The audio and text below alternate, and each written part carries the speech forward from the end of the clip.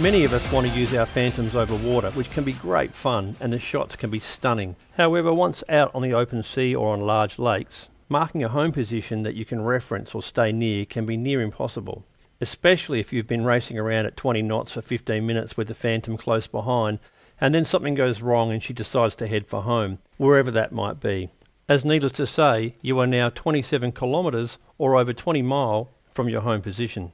So what happens when you lose sight of the Phantom or something goes wrong? Unlike land, there is absolutely no reference point for the unit over water, making it extremely hard to see. With sun glare, birds, waves, etc., suddenly every seagull looks like your lost Phantom.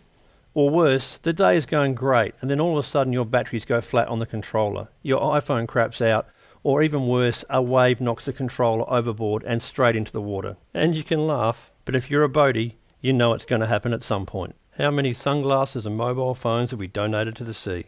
The difference between an incident or an accident is about 1 inch or 1 second. So what now? Where is your Phantom going to fly to? You can't set a mid-flight manual home position now as your controller is not functioning. Well, if you set a good recorded home position, it's fairly easy. Just go and retrieve it. But if you didn't set a home position, say goodbye to your baby, as it will likely race back to wherever it started and land nicely in the water somewhere to become shark bait. But even more likely than that, it will just run out of batteries on the way and land in the water somewhere. Even if you can still see your Phantom when things go wrong, if it's heading downwind or the sea's a little rough, you won't believe how fast you'll lose sight of it and you'll just start following seagulls. Even if you were clever enough to set a manual in-flight home position, you will not be able to take control back and land the unit if your control station is not working. Okay, so here's a few things we have found useful and I hope some of them help. First up, you can't do boating and Phantoms on your own. 3 people is best: the pilot, the captain and a catcher. And it always helps if the catcher is a bikini model. 2. Always put in new batteries before a boating adventure and keep some spares.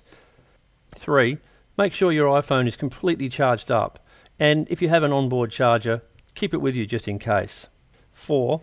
Ensure your bikini model is equipped to console you in case your Phantom does hit the deck and drown at sea. Number 5. The most reliable method to save your Phantom from a watery end is to set an onshore home position wherever possible. This is always the best option. Find a beach, a sandbar or even the boat ramp, but not around people or on a busy beach for obvious reasons. The last thing you want is for your Phantom to race home and to land on a sunbaker, or for it to hit the beach and someone takes it for a walk. But just remember, there's a good chance the Phantom will beat you home, by quite a bit if things go wrong.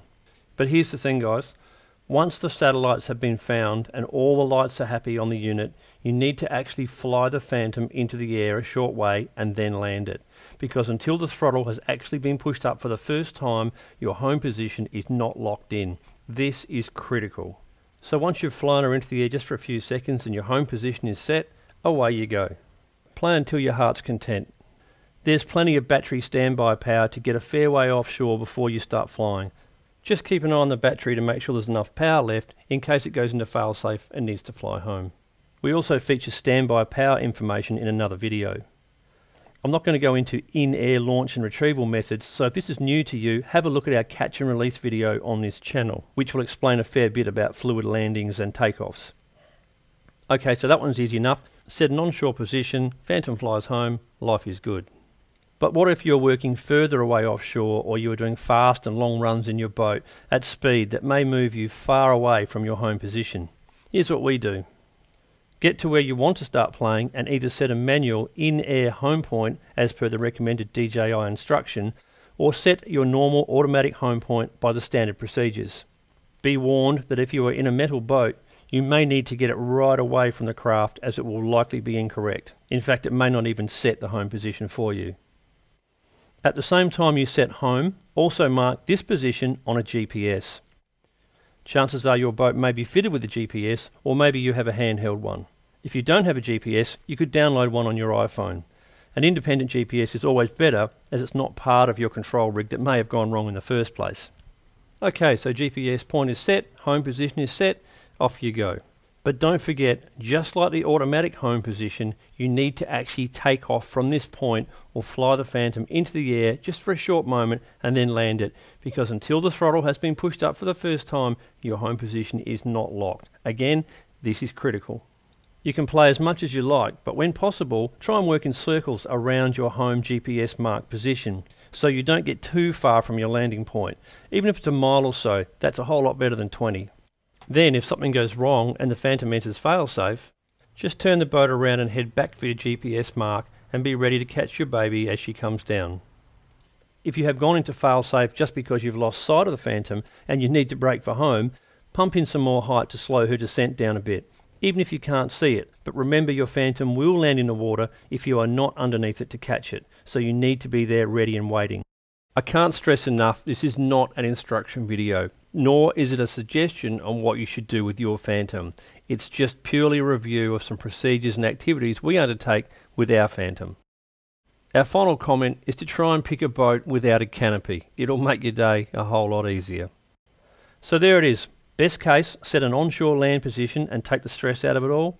Second best, set a GPS point and a home position in the same place and be ready to get back and grab her if everything goes wrong. Taking your Phantom out in the water can be a little bit nerve-wracking at times, but it can also be great fun as well if you set up properly for it. So please check out our channel for other tips and tricks, or our website for more information and our blog. And that's it for today, guys. Hope you found something useful. Happy flying.